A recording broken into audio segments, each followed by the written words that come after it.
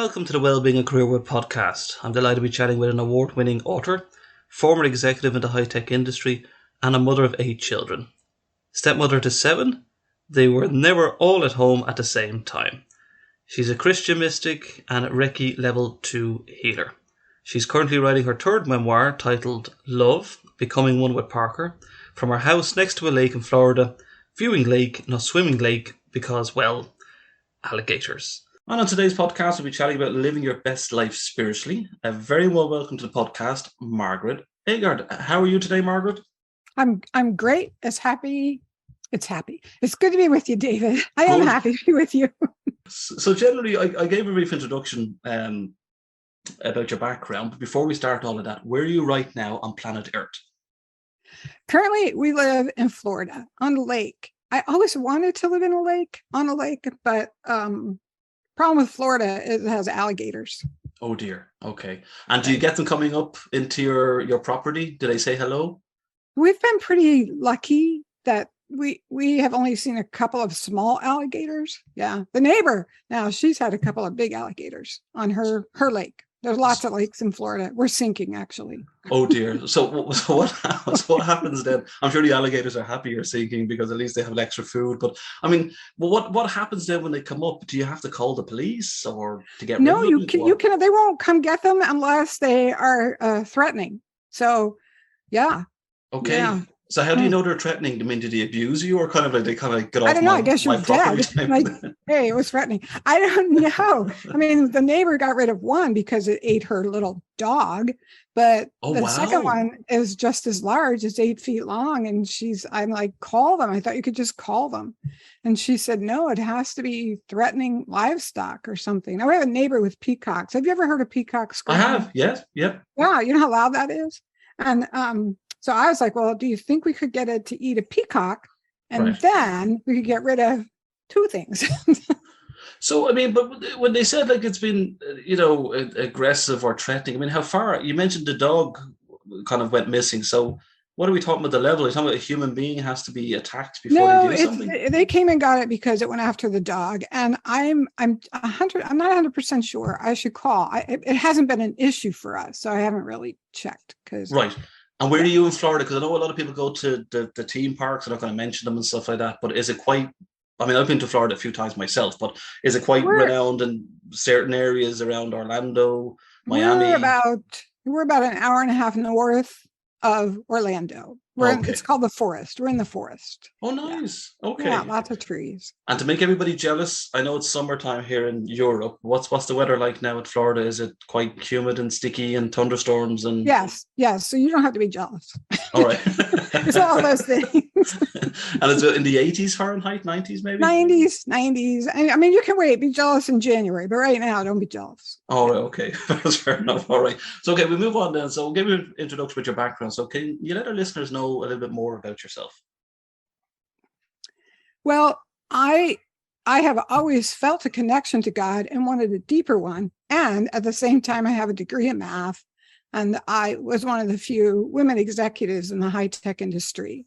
And so I was busy. At the same time, I was the mother of 8 children. And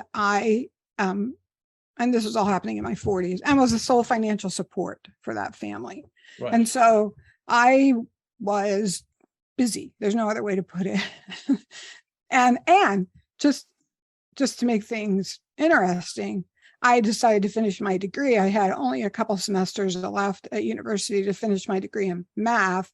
And at the point we're talking about, many high-tech companies were going public. And when you go public, you need to show what's good about your executives. So it's nice to have a degree on there, not just experience. So that's what I was doing.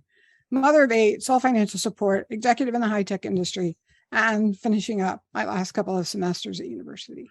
So tell me this, Margaret. So 8, mother of 8. I mean, how was that? I mean, do you know all their names? I do. Do you know where they were all the time? I even know the grandkids' names. A little sketchy on the great grandkids, but I can tell you, my mother had a large family, And she Right. had her last child in her 40s. And I thought, yeah, I don't want to do that. I do want a good sized family, but I'd like to be done like by the time I'm 30. So what happened is I had all 8 and 11 years. And the reason I like to point that out is we had 8 before we had our first teenager. So it was like, Right. oh, it's too late now. Okay. And are they all grown up now? Are they the Oh, eight yeah, kids? they're Right. fine. They're all doing well. And how many grandchildren do you have? 19. 19. Wow. I mean, I've been around a while, so I'm in my 70s now. So I'm talking about things, a type of life I've been living for 30 some years, and it started in my 40s. And the children then were in their early teens to late, like early 20s. Some were going to college. Because in Ireland, we usually say when you have a large family, I mean, did you have no TV in the house? So, I say that to people. They right. kind of look at the family and I say, no, I didn't have a television. So here Fair. we are. Well, that makes perfect sense then. Okay, so why then did you leave the fast-paced life of the high-tech industry? What was the reason behind it? Did something bad happen? No, You no, mentioned you had no. your kids and then everything was probably kind of stressful. I don't know, but why? Well, it was a stressful time just during those years when they were getting up and starting to leave and taking a lot of time. But I knew there was an end to that coming, that as they finished college and took off, that eventually I would be home by myself because I was single. And I had a 20-year plan for myself. And it included that the company I worked for, that I would move up in that company. They had a 20-year growth projection, and when you're growing, you need people. And I thought, well, as soon as my last child is out of the house, I'm going to move up even higher because I'll be able to travel. Couldn't really travel when they were home. And so that was my plan. I had a 20-year plan. But as I said, I started turning my to-do list, my daily to-do list over to God. And at some point, he's like, you're going to get married again, and you're going to leave the high-tech industry, write books, serve missions, do things that are, let's just say, they weren't on my plan. The only thing that was on my plan that came through is I wanted to live on a lake, and I am on a lake. But I forgot to say one without alligators. Now, I think I should have said that. But Is he just being mischievous? Is it? Actually, I do think so. I do think he has a sense of irony. Can I ask then?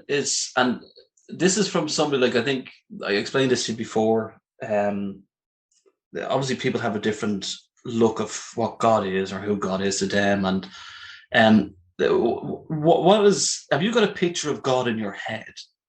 What does, is it he or is she? Just to clarify, because we're in this world at the moment that there's so many different possibilities and people believe different things.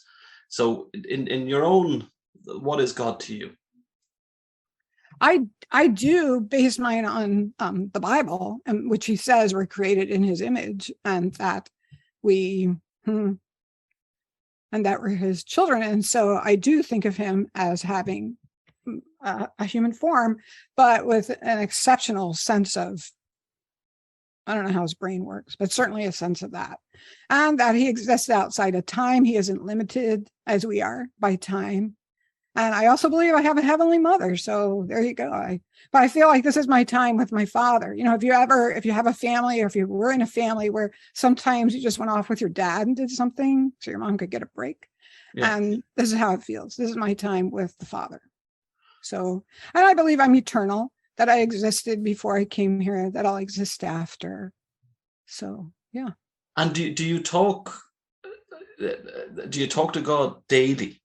And does he answer you daily? I mean, yes. How does it work? Because for me, this is just trying to get a picture. Is I brought up in a family in Ireland, which is Catholic family, right? Great, big believers in God, yep. And it's just trying to get that belief continually going in my own mind, because obviously you see a lot of things that go on in the world on a daily basis, and I've seen things in different parts of the world, and I kind of doubt it sometimes of God, but I believe in people that have been here, like maybe family members before. I might talk to them. But for you, talking, how does it start? I mean, just in the morning time? Is it all the time? Just when you need right. him?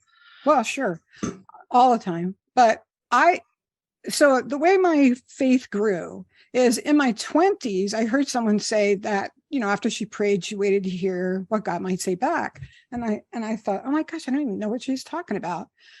So I actually went to God and said, I don't know how to hear that voice that people say they hear. I know it's more a thought than a voice, but how do I discern which of the thoughts in my head, the ones that are going, what thoughts was she talking about? I don't know, thoughts, is actually the voice of God, and which is just my ADHD speaking.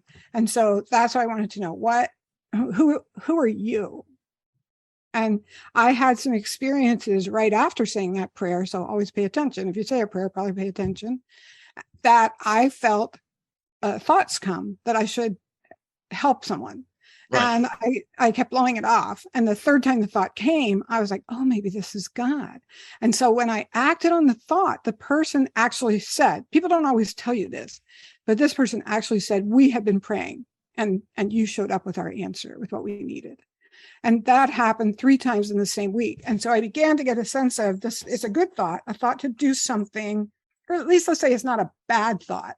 And the thought would keep coming back.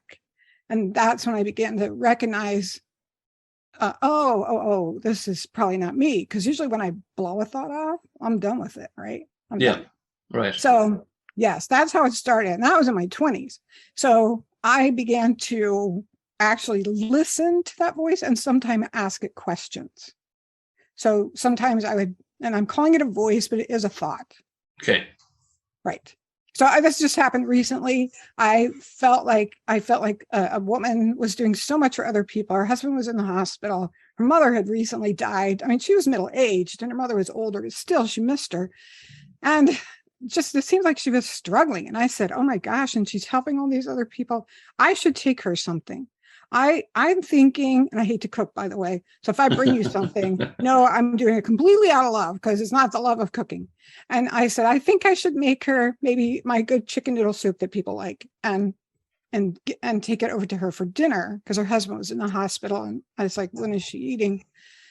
And the thought came, yes, but take her a chocolate cake. And I thought, are you sure about that? Because I think she has diabetes. And the answer was yes, take her a chocolate cake. I said, okay, so I'm still praying. I'm thinking, I was planning to do it on Thursday, but since you're very specific about what I should take her, is there a specific day I should take it? And Thursday's good, take it Thursday. So I show up with this chocolate cake on Thursday. And actually I told her, because I know she believes in God, I actually told her before I came, look, I'm bringing you something. I'm not going to tell you what it is, but when you see it, I don't want you getting upset with me.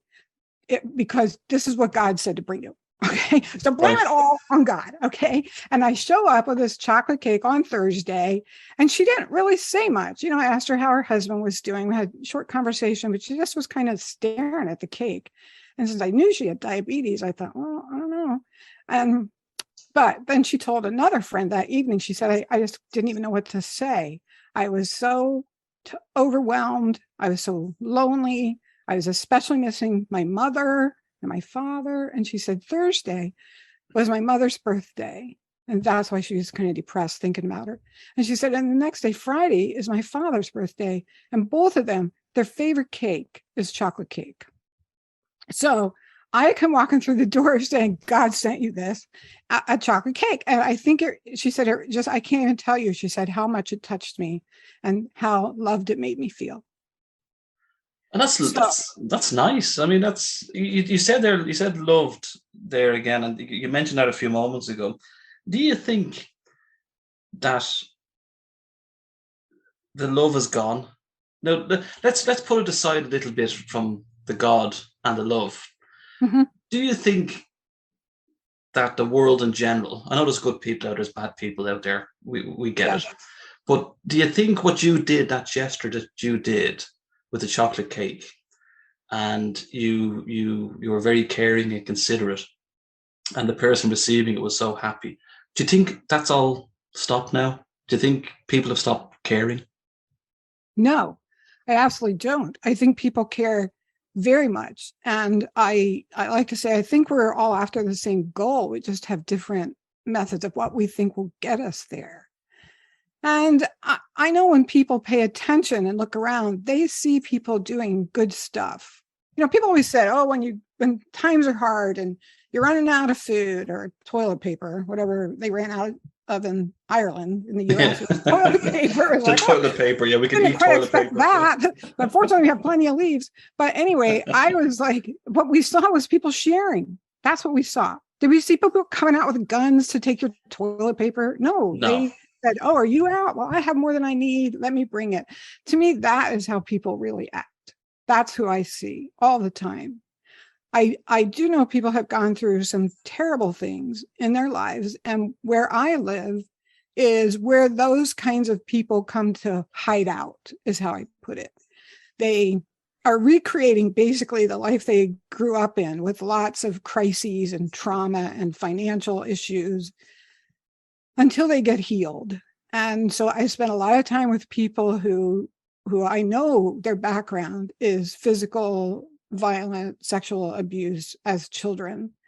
And I see them even more than others willing to share, willing to help as much as they can. Right. That must be hard on them as well. But can I ask, Margaret, we move out of the love part. You've spoken about that. And I was just going to add this, David. People put this up all the time. I hate people. Or they put these things up like, hey, if you do anything to my grandchild, I'm taking you out. Like, who talks like that? So what I put up is every time someone shares something that they saw a person do unexpectedly kind, I just put up, I love people. I love people up all the time, because I think we need to get back to, I love people, instead of constantly expressing that I hate people. Do you think then, Margaret, even based on what you said there, do you think the society, the posting this information, there's a bit of anger, do you think they've reached burnout? Are they just fed up with life? Have they lost focus, in your own opinion? I mean, I know you still have that goal and that focus, and I'm sure positivity as well. But do you think you just see a lot of negativity these days? Do you think people are just latching onto that now and are angry? I do, but I don't think they want to be. And that is why I go on to podcasts and share this message. Like, God is there and he will bring you to the life that you want. Don't even know you want, don't even know you have the talent for, sometimes a life you're going to love. And in the process, he will have you helping people. He doesn't generally send us out to become Mother Teresa in India. He generally sends us to take a chocolate cake to the neighbor. Yeah. That's what he has us do. So. And be kind. And be kind. Yeah. When you are, David, you're happy. I'm happy. I was happy when that happened. That made me happy. And you felt good. And I could relax.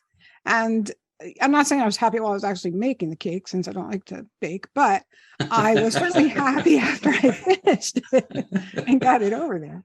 Yeah. What did friends and family think? I mean, okay, let's kind of keep this as open as possible. So what did friends and family think? So you left this high-tech career. You're now reaching out to God. I mean, and let's be blunt, did people say, Margaret's lost it, Margaret's crazy, what's Margaret doing? No, she has this high-flying job. What is she up to? I don't think so. I think people, because I was still okay. Financially, I was still okay after I left, especially when the kids moved out. I mean, God, I don't know if you have children or had them, David, but I can tell you. I do. Once they move out, yes, you have so much money after they leave that you're just astounded. But actually, I was like, wow, I didn't know I had this much money. So I was fine, even without that high-tech job. And there was other ways to bring money in, and I did that. And so, people have known my commitment to God since I was small. Right. And my children were raised knowing that. They've chosen their own path. Some also will, belong to a church. Others don't. But I can tell you, they all know how to hear that voice. Right. They all have learned that. And I raised them, taking them to do things for people. We, in the inner city in Washington, D.C., we lived outside of there. There's a place called So Others Might Eat. And I would take them over in the summer 1 day a week to help fix the meals and serve them. Or Habitat for Humanity, helping people, build decent houses for people. I would take them there on a Saturday. And so they learned the joy of giving and helping. And they learned to hear the voice, and what they do with it is now up to them. But I do know that they listen. You mentioned they're helping and giving. Is it now that there's always a financial burden? Because, and this is no criticism to any charities out there, but it just seems to be that when you walk down the street in Dublin, not all the time, but there's charities there wanting €10, €20. And I've seen it in other countries as well. And there was one example I had where, and this is a true story, I'm not going to mention the charity, but big charity around the world. And I was at this event and they gave me, I think it was a pen or something like that. And then they said, "Oh, can we contact you?" And I went, yeah, sure, no problem. So anyway, I get a phone call, I think about 3 or 4 days later, from one of their reps on the phone, and they asked would I make a donation. And I said, sure, I'll make a donation. So I says, how much do you want? We'll just say, for example, Margaret, between you and I, we'll say €100. Okay. Oh, okay. And they said, oh no, could you make a monthly donation? And I said, no, I don't want to give you my bank account details. I'm just willing to pay one off, say €100, and they wouldn't take it. So now this is a big organization. I'm not going to embarrass them, because at the end of the day, I think a lot of charities now, maybe their businesses, I don't know. But do you think, in your own opinion, that it's easier to give a charity €10 or €20, for example, and than it is to help somebody for free? I do think that for many people, giving money, even when they don't have a lot of money, is easier than giving time. Yeah. But I like to give time too. So, and we're careful about the charities. There are a few sites that will give you information on the charity. I've forgotten the names of them now, but they're easy to find. And how much goes to overhead and how much actually goes to what they say their charity is about. Correct. And so we always check on those sites before we give. And the sites we give to, we give to, I don't know what they call them over there, but children who are in foster care. Right. So, and when they age out of foster care, we give to some charities who work with them, who provide the mentors who would treat them the way a parent might when your child first moves out. And so we give to that charity. We give to a charity down in Guatemala to mothers who basically spend their day in the dump trying to come up with things they can recycle and sell. And their children are taken care of in school. And that's become very successful. Their children are graduating from high school, and very few do in Guatemala. So we give to charities like that. And also those are charities that we can help with. Right. So that's what we do. Oh, and I do St. Jude, because who doesn't do St. Jude? But here's the bad thing about St. Jude. Before I started giving to St. Jude, they were always sending me stickers, like return address stickers for my envelopes. And as soon as I started giving them money, they stopped sending me the stickers. And I thought, I kind of wish I hadn't done that now. But I do give to St. Jude. So why did you think they did that? Well, I don't know. And I'm not going to call and ask. And I'm just like, okay, now they know they've got me. And so they don't have to send me the little stickers, because usually when they sent the stickers, they sent an envelope. Will you make a donation? Right. So, yeah. So and they did the same thing that yours did. They said, well, instead of one time, could you do it every month? And I said, yes. And then I think she said, I forget what she asked me to do next. So now we're on the third question. And I said, I'm going to say yes to that, but are you going to ask me more things? Right. I think we're at the end. She said, no, that's it. So I think that's the reason why I'm trying to discuss this with you, because I mean, you've said some lovely things. You talk about love, you talk about helping, and it's just that point of the way I see things at the moment, that it's a lot of it is about greed and about money. And if you just help somebody, like what you mentioned, your friend with the cake, see if they're okay. It's so much more important. Don't get me wrong, there's different causes out there, and this is not a knock at charities. I'm just trying to make an example that things can be done without money. Yes, and one-on-one. But I do think something like when foster children are aging out, there's a lot of states in the United States, and some of them are bigger than part of Europe. So each state is different as to how they help their foster children age out.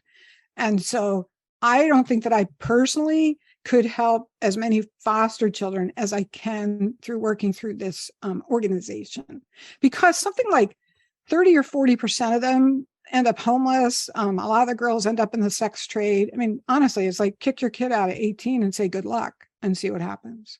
Don't bother to call home. That's frightening. So, yeah, I like to work with organizations because of that, because I can't do what St. Jude does. So St. Jude, if you're listening to this, anybody in the St. Jude, send Margaret some stickers, please. Yes. Thank you. I'm so sad. Now I have to buy my own address. Yeah, that's the thing. Get her some stickers. So what about then? So let's do it from the opposite side. Let's talk about not so much negativity, but do you have anyone or anybody challenging you about your spiritual beliefs? Because the topic today is about living, your best life spiritually. But have you ever been challenged from different beliefs, different people that believe in different religions? Margaret, what are you talking about? You're an idiot. Or, have you ever had that in your life? And how, if you do have it, how do you handle it? Not really face to face. For a long time, we were selling a Christian product online, Bible based, and lots of, nasty comments left. Basically trolls trying to get someone to engage, and I just don't engage. And I just hide the comments. I don't delete them, hide them so no one else sees them. So my site didn't turn into that. That site we've sold since then. I do, when I speak about it, I do really try to keep it in terms that people can relate to on their own. So it wouldn't matter whether you had a religion or no religion. If you just feel that you can connect to the divine on some level, that's what I like to talk about. Like, whatever gets you there, do that. And, one woman, her show is just all about paying attention to your intuition. That's what she calls it. For me, I know it's not just my intuition, because often the answers I get are things I never would have thought of. It's like, oh, I didn't think like that. So, yeah. If has he ever in your mind left you? Is he always there? Have you ever had a time, say through a bad time or a bad experience, have you ever felt, where is he now? Why isn't he here for me? Have you ever had that kind of negative thought? Once, after a car accident, I was thinking that. And in our church, people give us blessings. And the man who gave me the blessing, I hadn't told him that's what I was thinking. He just gave me the blessing, but they listened to God. And he said something like, if you are feeling that God isn't here, he is. You need to just reach out again. And I do see that when I reach out, I eventually get some. I don't want to jinx it. I'm like looking around for wood. Okay. There's a fake plant behind you there. That's right.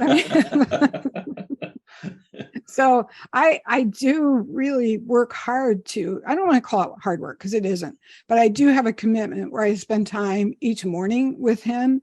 And each evening I do something where I'm reading scriptures, I'm writing my journal. I think of it as my time to ask him questions. And often I see answers. And then in the evenings, I think of that as his time.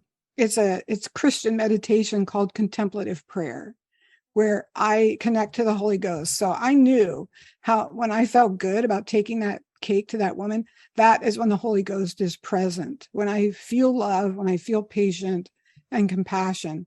And so I have been doing that enough, literally decades now, that I can just sit down and connect to that and then just sit there and do the typical meditation where I let my thoughts go. I let my thoughts go and just open myself to whatever God wants to give me. And I just had two amazing experiences. I'd like to have it happen every night, but I don't think you could deal with it. So every once in a while, something amazing will happen. And while I was sitting there, I had been thinking, one of the prayers I pray about people is, help me to see this person as you do. Help me to love this person as you do. And clearly that's with people who are irritating me, because I don't have to pray that about the other people. And he will answer that question. And we also prayed it at our marriage. My husband and I will pray that, help us to see each other as you see us, and help us to love each other as you do. And someone said, you should ask God that about yourself. You should say, help me to know how you see me. And I couldn't bring myself to do it, because I thought, either I'm going to be so great, I'll get all prideful and puffed up, or so terrible, I'll get discouraged. So I didn't want to do it. And so one of these, but I finally did. I finally got the courage, because God will only answer when you ask him to say, help me to see. And then I just let it go. And then one night I'm sitting there and he shows me all kind of wrapped up like a baby. You know how you wrap them up, especially when they're upset. And I said, is that supposed to be me? And he's like, yes, because you've been wounded. And I thought, well, you know what? I don't really like being wrapped up like that. So I'm not, I'm just like, you asked God to show him how he saw you, he showed you, and you said, no, I don't like that. But I was like, well, yeah, but he can handle it. And so then later I got used to it and accepting the fact that probably there was some wounds I had to heal of. And I was working on that with him. And then he showed me myself as an adult, kind of wrapped up like a baby. And I'm sorry about that degree in math, because my first reaction was, I'm thinking I'm too big for you to hold like that. And he said, I can be as big as I want. So he made himself big. And I'm like this little adult wrapped up. And I'm looking at myself the way you would look at a baby, like how cute. And you don't expect them to be perfect, right? They're just being who they're being. And then I was kind of loving how he loved me. And then he handed me to me and I loved me. And that's the first time in my whole life that I felt I truly loved me just as I am, not having to fix me or make me better. And the offshoot of that was that I was freed up to love everybody else the same way. So it lasted for some weeks where I just was so filled with love of myself and everyone else that, I could be standing in a line at the grocery store and the checker is taking forever. And I don't care, because you know what? We're all so great. I just love us. And as that faded, I realized I can reconnect to that, just like I can reconnect to the spirit. I've had that experience, and I often do. I remember that kind of thought I had, vision, personal vision, not like I'm a prophet, and I can reconnect to that feeling. So those are the kinds of things that I get from God. And Margaret, it's fascinating to hear you. You have this, it's very disciplined. If somebody annoys you, say for example, somebody's really getting on your nerves, not the alligator now, but no. A person. Yes, I know. A person. How I know myself now, it's taken me a long time to kind of shut off from idiots, but I kind of realize now that maybe, it's just a clash of personalities, or we just don't get on with each other, or it's just one of those things, and I don't react to it. I'm probably inside I'm burning, but on the outside I'm kind of like whatever. With your love of God and your spirituality, do you get moments where you just have to kind of keep a cool head in your own mind? That's not God that's not talking to you. It's right. Your own brain thinking, Margaret, right, don't react, don't get involved. Right. Or is that part of the process that you've been through this so much with experience and life that you get used to it? Right. No, I think you have to, I would call it integration. So the experiences I've had, then I'm out just living my regular life. I have to bring it back to mind and integrate it into what's going on. As you said, I can be irritated with people, and I remind myself, I can actually say this prayer. Help me to see this person as you do. Or I can connect it to my own ability to feel that love for myself that just sort of falls out and covers everyone else.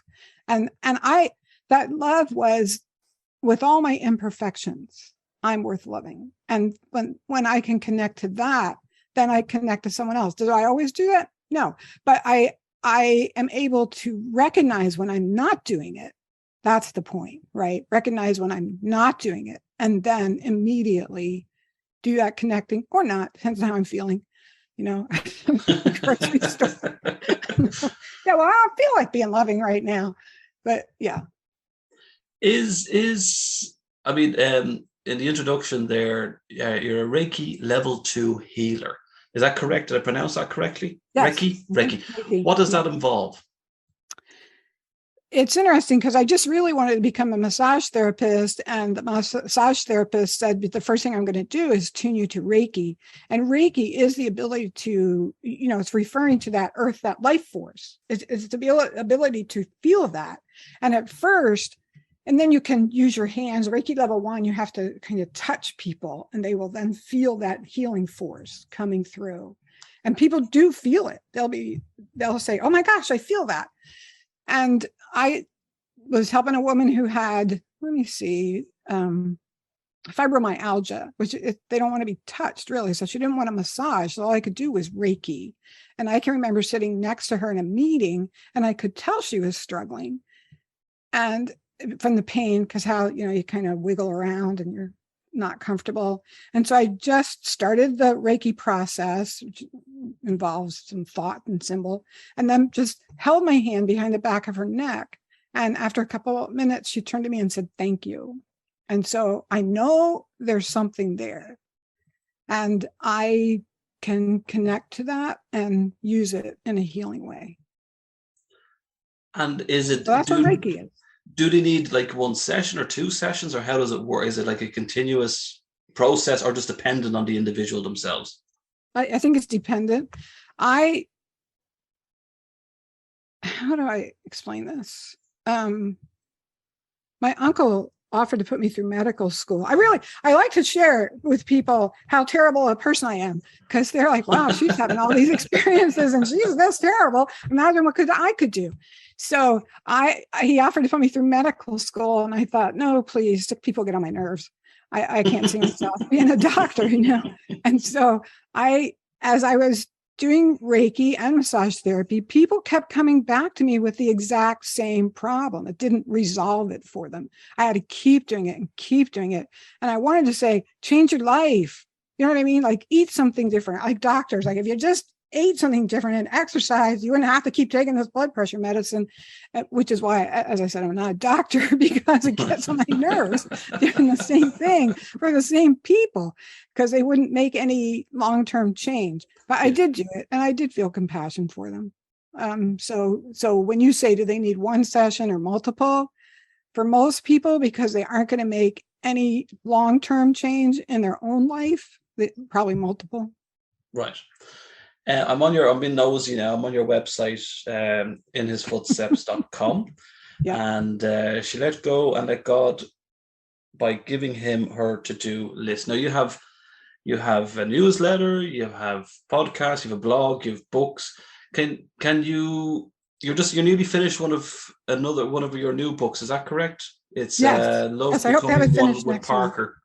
Yes. Is that the one? So, yes, but let me say, because this is really my message, and we haven't really gotten to the true message, which is, people say, I'd like to give my life to God. And I say, the way I did that is I started giving him my daily to-do list, because my to-do list is my day, and my day is my life. And as he worked with me on my daily to-do list, my life began to change. And my first question, because I was so overwhelmed as a single mom, sole financial support, going to the university, working full-time, 8 children, I could not get it all done. And I, as an executive, certainly knew how to set priorities. But I began to say to God, help me know what I have to do today, just to get through the day and make sure the right things get done. And then over time, that changed to, what do you want me to do today? And that's when my life really changed. So the books then, so they're generally, it's how is it written? Is it written on your general experiences or to help somebody? Yes, basically it is, but then it has this kind of weird. So basically they're memoirs, but people read it and try it. So like, well, I'm going to try that. I'll say that prayer because I share what happened when I prayed that prayer about seeing people like God does, about my 15-year-old. And so the first book, I think of them as faith, hope, and charity, but those words aren't in it. My first book is, here's what happened when I started giving my daily to-do list over to God, because that's one of those things that are simple, but not easy. Like, oh, you could lose weight, just eat less calories than you burn. Well, okay, fine, but no. That's not that easy. Yeah.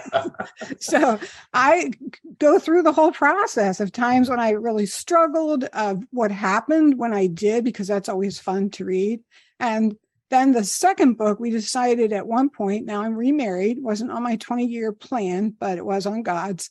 And my husband and I decided to give or sell everything we had and go serve 3 to 4 years just as missionaries in different places. Wow. And so, yeah. And so I think of that as hope, because for us, we see people's lives change when they connect to God. And he's the one who changes the lives and heals people. And so that book is about what happened when we did that. And so that was kind of 24/7, giving our lives to God. And then the third book, the one I'm working on, is how I would say 2 people who were wounded created a healing marriage and a fun, and I would say fun. We created just great love. And you would think, since God told me that I was going to meet the person I was going to marry the next fall, that when I met him and we married, that this would be, a match made in heaven. And let us say that our match made in heaven had a lot of hell in it. Right. And we really had to learn how to create a healing marriage for each of us and for our children. And so that's what that book is about. Can I ask, when you remarried, did your husband have the same spiritual beliefs? Was that part of your decision to remarry? It was, yes. I could not have done that without that. I know women who do, but I could not. It's too important to me. Right. And a lot of men don't go to church if they're single, and they don't get involved. Well, in Catholic church, yes, but I'm talking about other churches, yes. So there's those priests. And so say nothing. And so I thought, well, here was a man who had been single for 9 years and was very active and very involved helping people in his church. And so I knew we would be good together. And that's probably the best part of our relationship, our willingness to help other people together. That's brilliant. I have a review here on your website from Justine. She said, I like the spunky matter of the way the author describes her daily walk with God.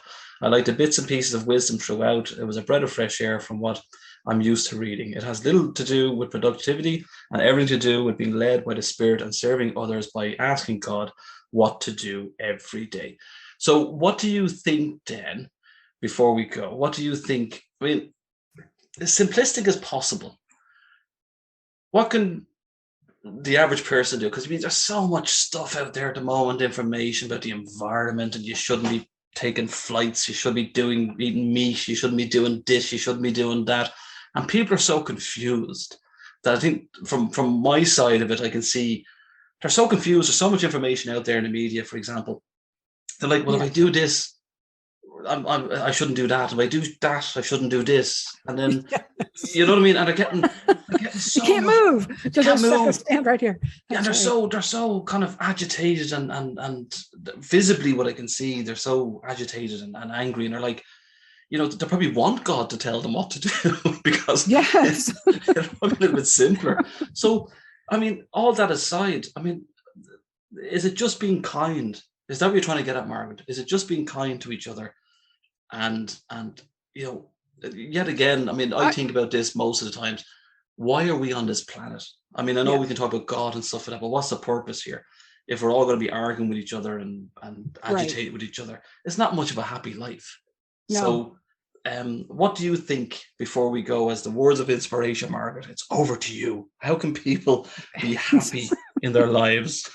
Well, I'm just going to say again that, yes, we can just be kind. But what happens when you start turning your life over to God by turning each day over to him is you are led to specific people and to using your talents in specific ways that creates the world a better place. So that anyone could just be kind, David, but what happens to me is beyond kind. A kind person wouldn't take a chocolate cake to a diabetic. That would be a vindictive person trying to get somebody unwell. No, I hope I don't see a report on the Florida news or any of the American TV news channels to say that the alligators have been attacked in Florida by a woman parading around. I said, oh no, she told me, oh, maybe God told her to do that. Who knows? That's right. Who knows? Who knows? So where then, before we go, so the inhisfootsteps.com is your website. Yes. Your books, you can get your books just generally from your website, or you can get it anywhere else. You can get them in most of the sites, Amazon, Barnes and Nobles. You can ask for them in bookstores. They are on the Amazon UK sites. I also have a couple of audio. I have the first book is as an audio book too. And the second book will be as an audio book next month. I'm working on that. So, and are you on all the social media platforms, the LinkedIn's and the Instagrams and the Facebooks, or are you just your website? No, I'm on the social media platforms. And as you scroll down, you'll see the links to those. And I do have a newsletter. It only comes out once a month. It's typically stories, like the story about the chocolate cake and what's happening with the books. And so next month, I hope to have some coupons to get the Audible book for free when it's released. So cool. That's where we are. Mm-hmm. Can I ask you this one last question? Do you miss the high-tech industry? Do you miss it? I did, because I loved computers and I loved what I did, but I don't miss it now. I missed it for maybe the first 3 or 4 years. Right. Yeah. Oh, cool. Okay. Well, thanks very much for Margaret Agard for chatting today on the Wellbeing Career Work podcast. I will put all the links and the information to Margaret in with the podcast as soon as release, which should be very shortly. So thanks very much, Margaret, for chatting with me today. Okay. Thanks, David.